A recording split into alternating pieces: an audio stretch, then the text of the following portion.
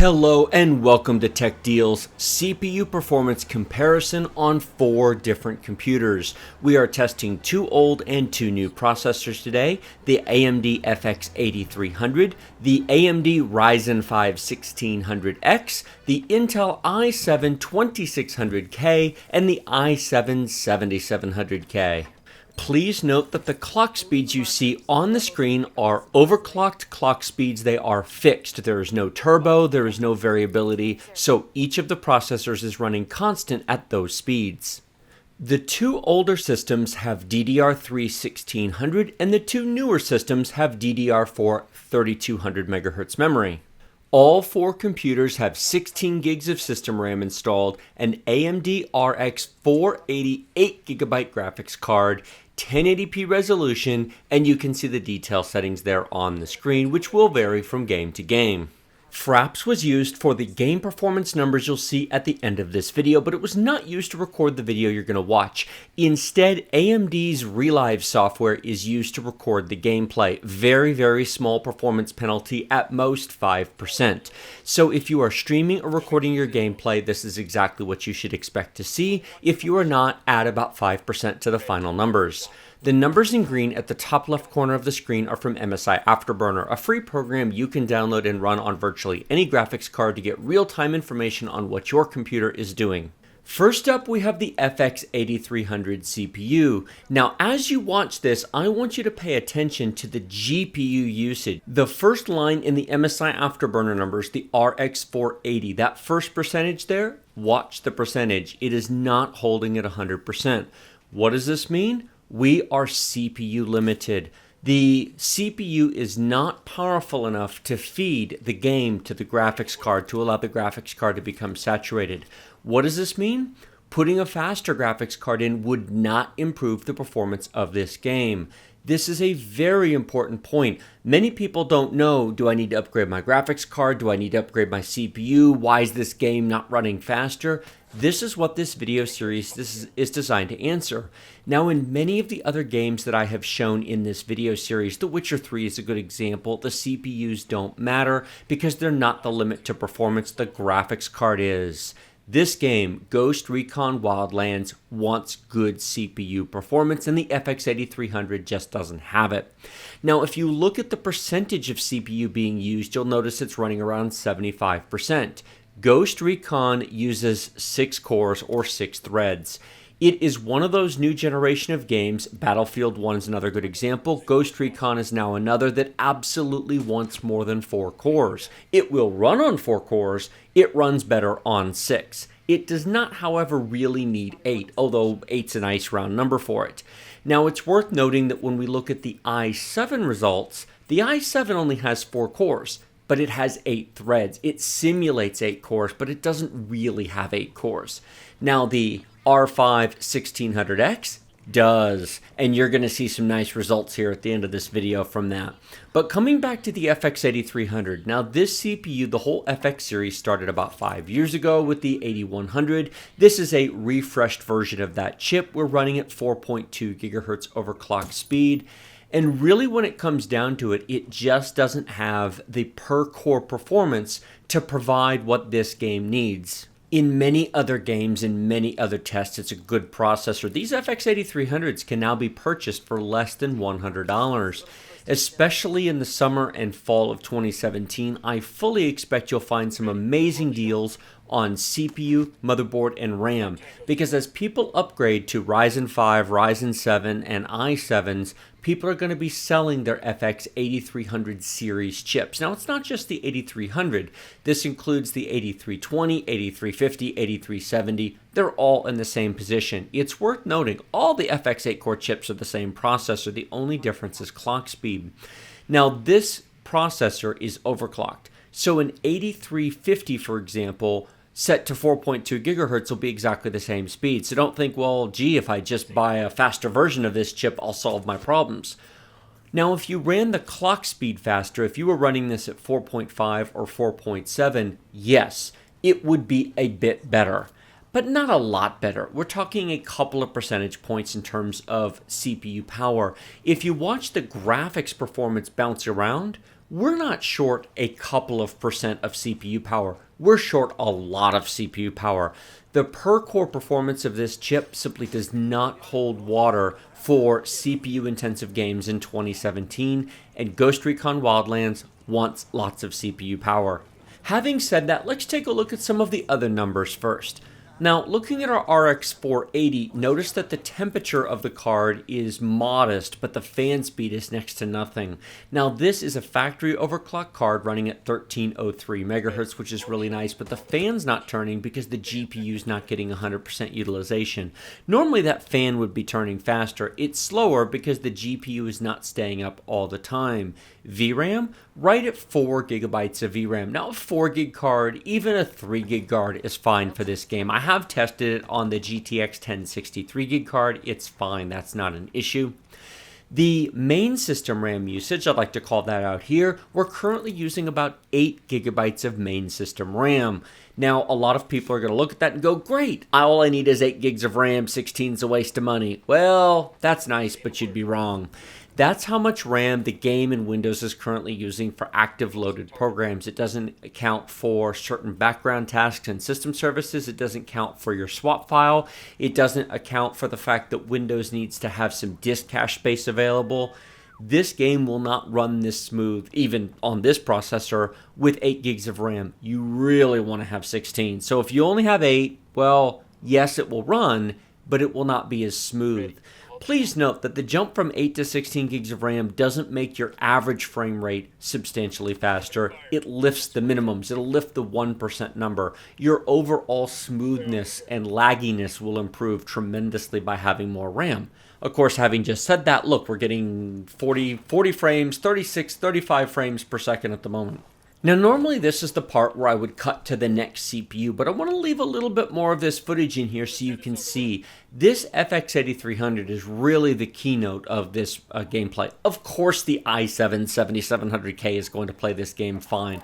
Frankly, the Ryzen 5 is going to play it fine as well. This is the one you need to watch the most, because if you currently have an FX 8300 and you're struggling in the latest generation of games, the CPU is why, more than your graphics card. Putting a modern graphics card in this is not going to allow you to run all current games smoothly because you'll be CPU limited. And normally the advice is CPU is not that important. In fact, if you watch my Witcher 3 comparison, I specifically state in that video that all that really matters is your graphics card. If you have any reasonable 4-core CPU from the past 5 or 6 years at 4 gigahertz or higher, Witcher 3 does not care. That's true. It doesn't. Ghost Recon Wildlands does. This is only going to continue to become more and more true as we get more games that use more and more cores. As I said, this one uses 6. We're going to be seeing games that absolutely will take full use of 8 here in the coming years. In the next maybe 2 to 3 years, that's going to become a very common thing. This CPU is going to struggle. But wait, you say, isn't this an 8-thread chip? Well, yes, but the per-core performance of this chip is frankly abysmal. The only saving grace of this processor is the fact that it's got 8 threads when so many people don't. So many people are running, say for example, i5s that only have 4 threads.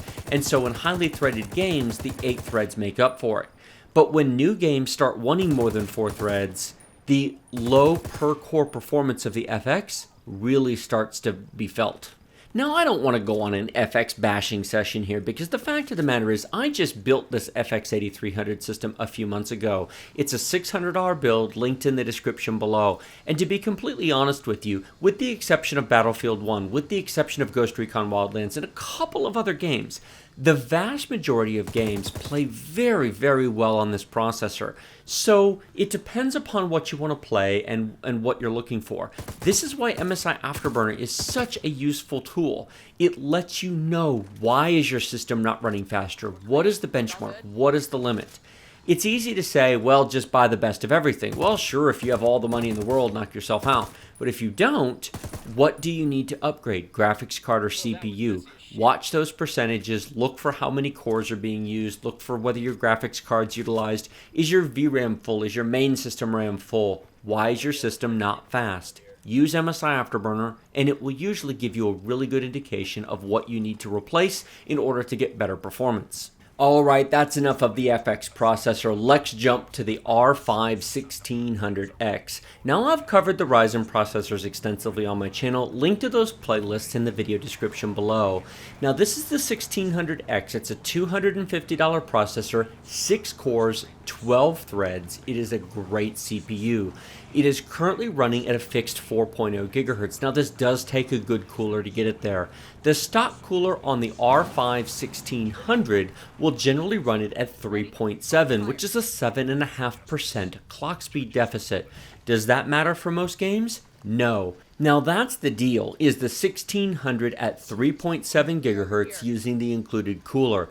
$220 plus $100 for a B350 motherboard for $320, 6 cores, 12 threads, amazing performance. To get to 4 gigahertz, I have a 240mm liquid cooler. Now, if you're okay to spend more money to get more performance, you certainly can. This runs very, very well, totally stable and everything at 4 gigahertz.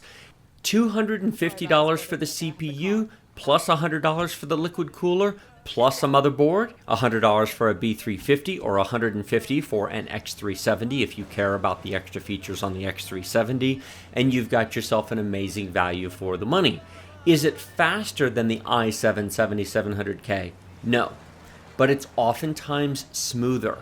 Now, it doesn't always reflect in the benchmarks. I have to say that one of the problems with running benchmarks is it's a very cold calculating number, and the minimums, the maximums, the average, and even the upcoming 1% and 0.1% lows that I will put into future videos, they won't be here because this was recorded before I switched to that testing methodology. However, I will be showing that shortly in an upcoming video on this. I'm going to be comparing RX 480 versus RX 580 factory overclocked in Ghost Recon Wildlands to show you the average difference, and those will have 1% and 0.1% lows. Here's the long and short of it. Ryzen is an amazing CPU that frankly benchmarks don't always do justice to. And I realize that's kind of like, wait a minute, man, are you just being a fan of AMD? You're just saying what you like or what you prefer? I want you to keep something in mind. I own all these processors. I can play games on anything I want. Do I play games on my i7-7700K? No, I play them on my Ryzen 7 1700. I find that the overall frame pacing and smoothness is better on Ryzen. Now, minimums, maximums, averages, and even 1% lows and 0.1% lows don't really represent frame pacing very well.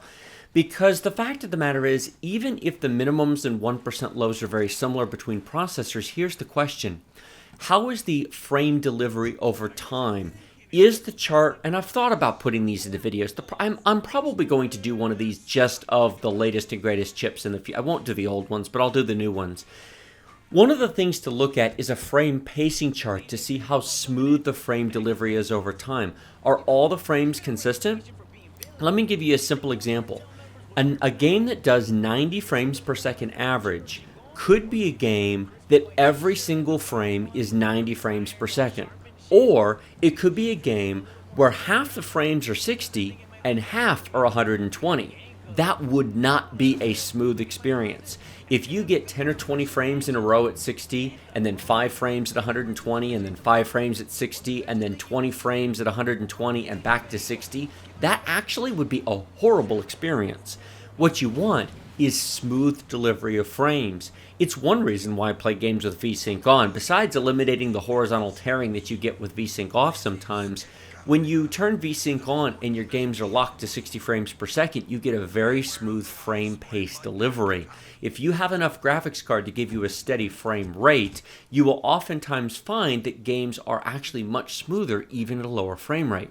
If you doubt that, let me share this thought with you. Movies are generally shown in the movie theater at 24 frames per second. Television is shown at 30 frames a second, yet we don't see a bunch of people going, oh man, that's unacceptable, it's horrible. Well, it has its issues, and they compensate for it with motion blur and some other effects. But keep in mind that the 24 or 30 frames per second of TV and movies are delivered smoothly. They are delivered consistently frame by frame by frame, and each frame has exactly the same number of milliseconds in between them. In a game where the frame rate is all over the place, the frame rate delivery, the millisecond delay between frames is extremely variable, and you can pick that out more than you can pick out the difference between 60 and 90 frames per second most of the time. So when you hear that Ryzen is smoother, it's not necessarily that the maximums, averages, or even minimums are better. It's that the frame pacing is better. And I will do a Ryzen 7 versus i7 at some point, or maybe a Ryzen 5 versus i7, and put up frame pacing charts. The thing is, they require more explanation, and they're hard to fit on the screen. Half of my viewers are on some type of mobile device or tablet, and you're not going to be able to see a good frame pacing chart, in my opinion, on a little 5-inch cell phone screen. You really need to be on a larger monitor so you can see the ups and downs and the delivery over time. A little teeny screen is going to be hard to see the differences. Anyway, moving on from that point, let's look at some specific numbers here. Watch our RX 480 here. Now, I should have said this at the very beginning, I suppose, but the reality is that RX 480 is being kept fed by our CPU. Notice it's 100%. It's still at 100%. Yep, it's still at 100%. Okay, I know I'm repeating myself, but it wasn't on the FX chip. Ryzen is a dramatic improvement in performance over the FX series. If you want to know, is it worth upgrading from FX to Ryzen? Well, from a pure CPU performance point of view, yes, absolutely, without any doubt whatsoever. Now, in many games, it doesn't matter because the game does not need more CPU performance. But if your question is Ryzen actually really that much faster? Oh, yes, it is. It's like double the performance of FX in many respects. The only reason it doesn't show up in a lot of games is because a lot of games simply are not CPU limited. If you're not CPU limited, then more CPU performance won't make the game run any faster. You need more graphics card, not more CPU. But if you're CPU limited, as we were on the FX run, then you don't need more graphics card, then you need more CPU. So Ryzen is much faster. The only question is, are the games you play limited by that? Now, with all that out of the way, let's move on to the i7-2600K. I really love this CPU. Frankly, if you have a 2600K and your primary use for your computer is games, and you have your processor overclocked above 4 GHz, you really don't need to upgrade to anything newer. This CPU is within about 20% of the performance of an i7-7700K, at least when it's overclocked. In that regard, these guys aren't going to last long. In that regard, it really is all you need to play games. Its single-core performance is far superior to the FX processor, and while it doesn't have 8 cores, it does have 8 threads, which is enough for most games in 2017. Some of the biggest benefits from the 7700K over the 2600K are the default clock speeds out of the box. You don't have to overclock it as far, so if that's not something you're comfortable doing, it has that benefit. So stock speed to stock speed, there's a larger difference. It's just that the 2600K overclocks so well, it diminishes once you do that. The other thing is the platform. The Z270 motherboard has M.2 slots and NVMe SSD support right out of the box. It contains modern technologies and modern platforms. The DDR4 speeds do make a difference in some situations. Multitasking performance, modern Windows performance. Things do run quicker and smoother on the newer platform. I notice when running Windows and multitasking and doing content creation, those kind of things, I can see a bigger difference between the two machines. Gaming, not as much. This has enough for gaming. Linked in the video description below will be the installation of this CPU onto my Z68 motherboard along with the liquid cooler I put in there. This only has a cheap $60 120mm Corsair liquid cooler. It's nothing overly fancy. It overclocked to 4.5 GHz without a problem. I went into the BIOS, I typed in 45, I pressed enter, I rebooted. It's worked perfectly ever since. No fancy voltage adjustments, no complicated tuning. It's one of the easiest overclocks I have ever seen. And look at the temperature. We're running less than 60 degrees Celsius on the CPU on a basic budget liquid cooler. That's not bad. Now the challenge is if you don't already own a Z68 or a Z77 motherboard, that's the expensive part of putting together one of these machines today in 2017, not the CPU. These CPUs on bidding can often be had in the $100 to $120 range. Buy it now, they run closer to $150 on eBay, at least in the beginning of 2017. It's good motherboards. You're going to spend as much, if not more money on a good motherboard for this CPU as you will on the chip itself. The other consideration you have is while the processor is pretty binary, it either works or it doesn't. You put it in your machine and it boots and it runs Windows, or it doesn't. Motherboards are more finicky. You might very well buy a used motherboard, but do all the ports work? Has it ever been dropped or cracked or pressed too hard? Is it going to work most of the time until it gets really hot, and then heat expansion is going to be an issue? I don't like buying used motherboards for that reason. The only circumstances under which I would like to buy a used complete system or a complete package would be if one seller is selling the motherboard and CPU and preferably cooling solution all in one package, which means you have a single source of complaining if you get it and you have any issues or it doesn't work for any reason. Oh, and he didn't see me coming from behind. Hey dude, a mounted minigun. Excuse me, kind sir, you don't mind if I use that to kill all your friends, do you? You don't mind, you're dead already. And somebody is shooting from me. That is so rude. Do you realize I'm being shot from behind right now while I'm killing all of his friends with a minigun? Well, moving on from that, let's take a look at the i7-7700K, shall we? 4.7 gigahertz fixed clock speed. Now, the temperatures here aren't too bad. We're using about half the CPU at the moment. We're running at about 62, 63 degrees Celsius, although it will warm up a little bit as we play. And the frame rates are very nice. We're getting about 70 frames per second. This game on these graphics cards, on the RX 480 or 580 or the GTX 1060, run really, really nice at 1080p at high detail. If you were to put this up to max detail, these frame rates would drop dramatically. So while it's nice, if you really want to play the latest 2017 games at ultra max detail, you actually really do need a GTX 1070 these days. Side note, what you're watching here is very common throughout this game. If you go in guns blazing, you're going to find that you just die over and over and over. The challenge and trick is to recon and scout and know what you're getting into. There might be 20 or 30 bad guys in this compound, and there's only 4 of you. Now, true, you are elite special forces, major kick-butt Chuck Norris types, and these guys don't stand a chance. But the problem is, if you just run in guns blazing, can you kill them all before somebody sounds the alarm? If somebody sounds the alarm, helicopter gunships show up. More cars with more troops show up. Yes, you can kill lots of them. The question is, can you kill all of them? Sooner or later, you will be overwhelmed with numbers. So stealth is key, planning your attacks, knowing who the enemies are, preferably sniping and taking out some bad guys up front. Now here's the cool thing. You do have a suppressed sniper rifle, as do most of your companions. You can sync up to 3 different targets, and you can target one of your very own. And in doing so, and we're going to take them out, I'll hold down Q here. Now, if I had one in my sights, I could fire at one, and this lets you take out 4 people at once because they will fire on your go. Either that or hold down Q and they'll just go ahead and shoot if you're not ready to shoot at anybody. See those locked containers right there, right in front? There we go, Rebel Forces. You can even fire those open with your sniper rifle, which will release them. They'll then run around picking up any weapon they can find, creating a ruckus inside the compound, although it does set the alarm off. But if you're ready to go loud, as I guess that's a common thing everybody says in movies and games, then it creates a very convenient distraction so you can order your guys to open fire. And if you can get in there and kill everybody before too many alarms get sounded, you might get away with it.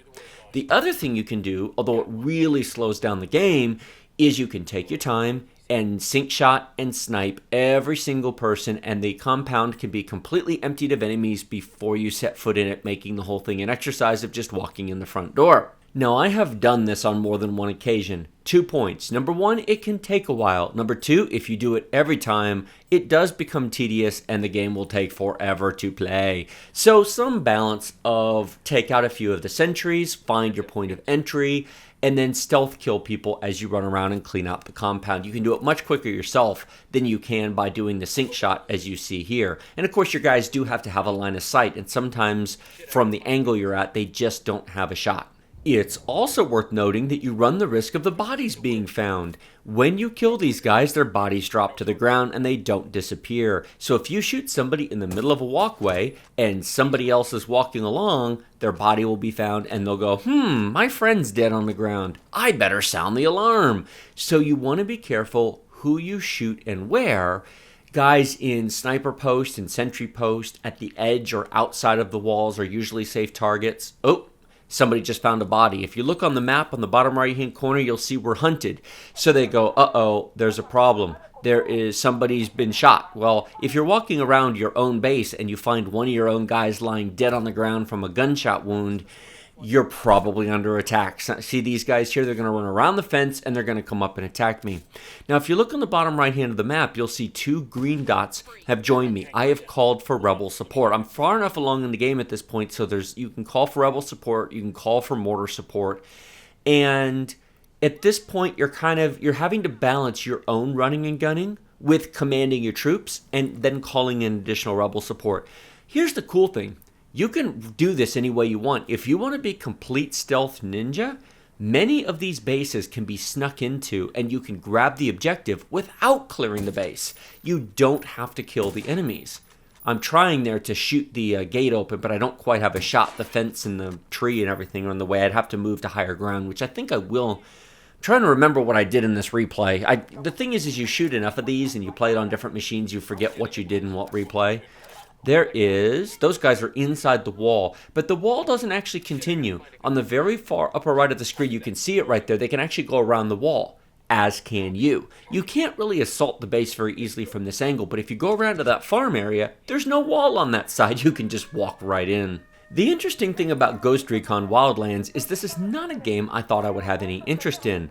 When I first of all, I got this game as part of the NVIDIA promotion with the codes. Currently, right now in April of 2017, if you buy a 1060, 70, 80, or 1080 Ti graphics card, you get a free redemption promo code that's good for either For Honor or for Ghost Recon Wildlands. And that's where I got a copy. He just walked right up to me in the bushes and I killed him. So I got a free copy of the game, and I initially started to use it for benchmarking. I just played through the first mission. I probably played the first mission 5 or 6 times for different benchmarks on different graphics cards and machines. And then I did the farm clear out a couple of times. Okay, fine. You know, it's not my cup of tea. I'm not really sort of that stealth sniper type game person. I'm more of a Mass Effect kind of person. Now, what happened after that? Well, I got bored doing the farm clear house mission, so I thought, well, I'll go find a different mission to benchmark, do something different, because, you know, if you keep playing the same mission over and over, it does honestly become quite boring. It becomes easy because you know exactly what to expect and you just do the same thing repetitive every time. I made the mistake of going and doing another mission, and it suddenly started to become interesting, and I played a bit more. And that benchmarking session ran for 45 minutes, long past when I needed to be benchmarking in order to test the game. And I looked down at the clock and went, I might like this game. Oh, geez. And so now here I am with dozens of hours played in the game, having entirely too much fun. Now we'll see whether or not I finish the game. There's a lot of games I've gotten halfway through and gotten bored with and not finished. I can easily see how repetitive this game already is. Go around to compounds, sync up your shots, stealth a little bit, then assault once you've got the numbers down enough. Essentially, it's a clear the map game. The map is filled with endless amounts of things to drive OCD people like me completely nuts. Click one more thing, one more mission, one more box, one more cache, one more rebel supply, one more thing to take down, one more side mission, clean the map off, discover every little thing. If you're the kind of person who wants to clear the map and run the table, this game has hundreds and hundreds of hours to keep you completely occupied. Did I get it? No, in fact, I still think I'm out of angle. I might get it there. There we go. So I opened up the few rebels that were in there, probably 3 rebels that were in there. I don't think I'm going to get that one. They will run around and search for guns. They will pick them up and start engaging the enemy. Now, those 3 rebels are not going to win. They're not going to clear this place out. And in fact, there's an alarm tower. You can see the alarm right there. They're going to sound it. Wait for the helicopters to show up. When they do, you've got to take them out because eventually more and more and more forces will just come. And of course, there's just the 4 of you, so you will eventually get overwhelmed. Now, there we are hunted. They're engaging. As a side note, this shot that you're looking at right here, this is the drone. You've got a small handheld drone that you take with you, and you can send it up in the air to scout out. What a wonderful, useful surveillance tool. Now, there are a few locations and places where they have drone jammers, and you can't use your drone, and that really cramps your style. And of course, it's fair. I mean, high security installations, it makes sense there would be some. Oh, mortars being fired. And of course, that's something else to consider, is if your location's discovered, those mortars are going to come after you. I think it's funny that they're mortaring their own base. Watch the mortars come down. Now they're trying to mortar the rebels, which were jailed and I released with my sniper shot. And so they're trying to kill them, and they will eventually get them. But of course, they're being kept busy, and this draws all of the Santa Blanca drug cartel guys. Oop, I'm being spotted by the... Oh, budge. That sucks. I got spotted by the guy in the sniper post over there. When you're spotted, you have a very limited... We're engaged now, and there's the helicopter. You have a very limited period of time in order to hide before they basically get positive ID on you and go, yep, that's them, engage. Notice I'm giving the opening fire order to my crew members, to my 3 teammates. They are going to attack the and there we go. I love how 4 guys with rifles just, boom, take down a helicopter just like that. Yes, I know helicopters are fragile, but they're generally not quite that fragile. Not big, huge Black Hawk military helicopters. I mean, yes, you can bring those down. Hello, Black Hawk down. But wait a minute. Why are Santa Blanca drug cartel rebels flying around with Black Hawk helicopters? That seems a little bit sophisticated.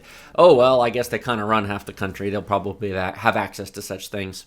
Now, I've been debating about whether or not to continue talking through this entire engagement, because this does continue for another 5 or 10 minutes, and this is kind of where the big time sink to this game comes in. The main story missions themselves don't take that long, although this is a main story mission. That yellow marker, you can see 188 meters away, that yellow marker is one of the story missions. That being said, there are so many side missions, they will swamp the story missions in terms of time spent if you choose to engage them all. Of course, there's enough rewards for all of them. You get skill points, you get levels up. As you free rebels and do side missions for the rebels become more powerful. You can buy power-ups that, for example, those rebels that we released from the jail cell, they become more skilled with their guns. They get more health points, they're more accurate with their... Here we are, we're going to run around the fence that I talked about earlier, simply because there's no other way in. So we're going to run around up, and I'm going to spot and see if we can kill... There we go. Why I'm bothering to sync with him, I don't know. I could just pull my gun out and shoot him, but, you know, I'm funny like that sometimes.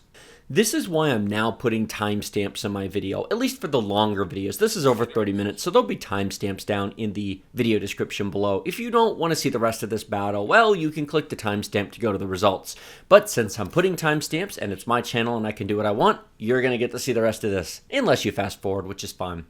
Now we're going to sync our shots. Sync shot. Try saying that 3 times fast. Sync. Oh, there are some... That's not... Oh, great. They just drove right by me, and now we have to kill them quickly, but we're engaged again. We were only hunted before, and thankfully we are awesome. We're going to kill these guys. But of course, this is going to, and because now we're engaged again, they've gotten a positive ID, all this is going to do is bring another helicopter gunship down on us. Now, I am not far enough into the game, and I'm not into the world difficulty level areas where you get completely swamped very quickly, unless you're engaging Unidad forces. What are Unidad forces? They're purple. These guys are orange. Essentially, the orange ones are the drug cartel guys. They're rough, and they do have helicopters, and they do have mortars. But ultimately, at the end of the day, if you kill them, you're fine, and you move on with life. Unidad is actually the Bolivian government's military. And once they engage with you, if you don't kill them all and flee the area rapidly, more and more will come. And there's 4 levels of Unidad patrols. And basically, once it gets to the top level, they're going to be sending tanks after you. I mean, you're just not going to survive that. Well, they're not tanks per se. They're armored personnel carriers with 20mm autocannons, but they're explosive shells, and they might as well be tanks, because even if you try to flee in a vehicle, they'll destroy your vehicles pretty darn quickly. Hey, that looks like some blood from somebody I killed. Where'd the body go? In any case, that sounds scarier than it is. The reality is with Unidad, there is actually a Unidad patrol icon in the upper right-hand corner that lets you know how many are currently pursuing you. It warns you that they're locked onto you. You can see them blinking on the map, and basically your job is to escape the area and get away from them. This right here, these are supplies. You can tag these in all. This is one of those time sync things. These are all over the map. What they do is they give you points towards food, tools, fuel, and these make the rebels stronger. Basically, you're tagging the supplies for the rebels to come back and pick up, and each one that you get slowly increments the rebel skill levels and powers just a little bit higher. Now, this thing I'm picking up here, this is another thing. It's a medal. It gives you skills. This, for example, is the skill stable aim. Now, there's these kind of rewards and medals all over the map. And as you pick those up, your abilities and skills, not just for you, but your squad, will get better. Vehicles you drive will take less damage. Vehicles you shoot at will take more damage. Your squad mates will take less damage. Revives are faster, carry more ammo. Basically, you start off relatively weak and you become a walking four-man Rambo team by the time the game's over. It gives you something to do. After all, you're running around Bolivia acting like Rambo, except, of course, you can't actually act like Rambo, because if you did that, you would die. Now, here's the funny thing. If you actually watch the dialogue on the screen, download started, mission complete, it makes a big to-do of, quick, get the data fast. Oh, wait, we've killed everybody. The cool thing, as I said before, you can stealth sneak into this base, maybe only knocking out one or two guys who are in your way, get the information and stealth sneak out, and you don't have to clean the base out. And it probably would be faster to do that than it would be to actually clean the base out. Long story short, play the game however you want. There's multiple ways to accomplish what your objective is. The only main criteria is you have to get to that computer and press E to hack and download the documents. How you get there, what you do in the process, is entirely up to you. And with that being said, let's move on to the results. FX 8300 averaged 41 frames per second with a minimum of 29 and a max of 71. Notice the FX is dramatically different than the other three CPUs here. I talked about that extensively at the beginning, and if by chance you fast forwarded to the results without actually watching this entire 40-minute video, then at least go back and watch the first 5 minutes or so during the FX 8300 commentary, where I talk about why those numbers are where they are. Now, the green bars are the average frame rate, 41, 62, 59, and 67. The i7-7700K is, of course, our fastest processor here, but it should. It's the newest, highest clocked, most advanced architecture of any of these chips. The Ryzen 5 1600 is a couple of frames per second slower, but it is worth noting it's a lot less expensive. That is a $250 processor instead of a $350 processor, and it's got 50% more cores, although they don't really matter for this game, but they will in others, and it's nice for multitasking. It's worth noting that you would get the exact same performance from a Ryzen 5 1500X at 4.0 GHz. Same cooler, same setup, same motherboard would produce exactly the same performance on a 1500X at 4 GHz as this, and that processor is only $190. Almost half the price of the 7700K for only 5 frames per second less on average. Now, the 2600K is not far behind, only 3 frames behind the 1600X at 59 frames per second. Now, sure, the 7700K is 8 frames per second faster. Yes, there is a difference between the 2600K and the 7700K. The question is, if you have a 2600K and you've had it for 6 years now since new by chance, and you have it overclocked, or you haven't, but you could just go spend $60 on a nice liquid cooler and overclock it to 4.5 gigahertz or more, you would basically have 90% of the performance of the 7700K using a 6-year-old processor. Basically, the 2600K is awesome, and the 7700K should be embarrassed by these results because 6 years separates those two processors, and there's only about a 10% difference between minimum and average frame rate between those two chips. Of all these processors, if I had to buy one new tomorrow, in my opinion, the deal is the Ryzen 5 1600X. Or, as I said before, the Ryzen 5 1600, because use the included stock cooler at 3.7 gigahertz, and frankly, you'll get about 60 frames per second, and you'll save a ton of money in the process. Like this video if you like it, share it with your friends if you loved it. Remember to subscribe to my channel with the big huge red button directly below. Post your comments below the video and check out the video description for links to everything mentioned. Links for the video cards and some of the parts will be to Amazon and Newegg. Links to my playlist, my build video on the FX 8300, my build video on the i7-7700K, my Ryzen reviews. Link to the full playlist of videos on these 4 processors will be down there. I'm doing multiple games on them. Some games matter more than others. Check them out if you'd like to see some other game performance videos on these 5 CPUs. Finally, find my link to Patreon down there. Do you like my videos? Do you like my channel in general? Do you want to see more commentary like this? Consider supporting my channel on Patreon. I would greatly appreciate it, and every dollar donated goes right back to the channel for unboxings, build videos, hardware guides, reviews, game performance videos, and other cool stuff. Thank you so much for watching. I'll see you in the next video.